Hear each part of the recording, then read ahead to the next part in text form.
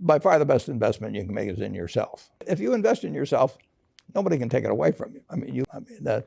For example, communication skills. I tell the students that come that they're going to graduate schools and business, and they're learning all these complicated formulas and all that. If they just learn to communicate better, and both in writing and in person, they increase their value at least 50%. If you can't communicate, somebody says, it's like winking at a girl in the dark. Nothing happens. If I gave you a car, and it'd be the only car you get in the rest of your life, you'd take care of it like you can't believe. Any scratch, you'd fix that moment. You'd read the owner's manual. You'd keep a garage and do all these things. And you get exactly one mind and one body in this world.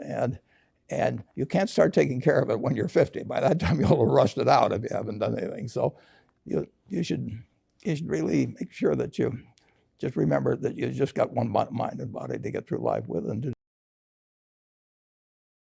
if you buy a business, if you buy a farm, you go up and look, every couple of weeks to see how far the corn is up, and do you worry too much about whether somebody says this is going to be a year of low prices because exports are being affected or anything like that? You buy a farm and you hold it for. I've got one farm that I bought in the 1980s, and my son runs it, but I've been there once. It doesn't grow faster if I go and stare at it. I can't cheer for it. More effort, or something like that. And I know there's going to be some years when prices are going to be good and some when the prices aren't going to be good. I know there's years when yields will be better than others. But I bought the farm. In fact, that farm 100 years ago would have probably produced 30 bushels, maybe 35 bushels of corn per acre. And now in a good year, it'd be 200.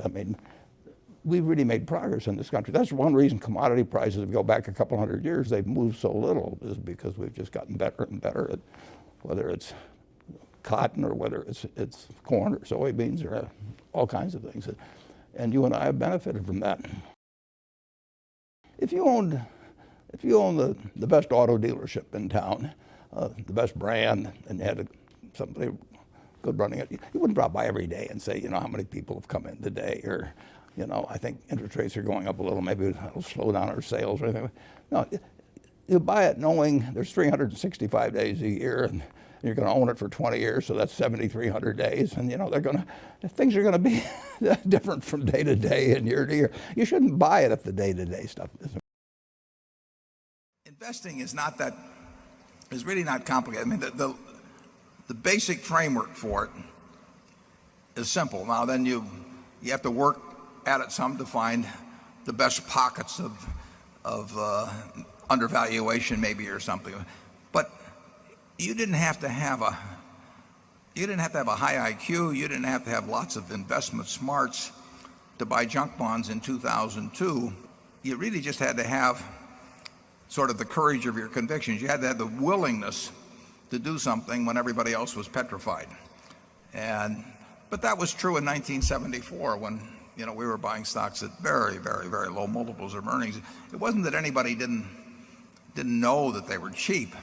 They were just paralyzed for one reason or another. And that the lesson of following logic rather than emotion, is something that's obvious, and some people have great trouble with it and others have less trouble. It depends on their personal situation. If you're working in something where you're living off your paycheck from week to week, you want to have a little cash around, and you certainly don't want to have a credit card that's maxed out or anything like that.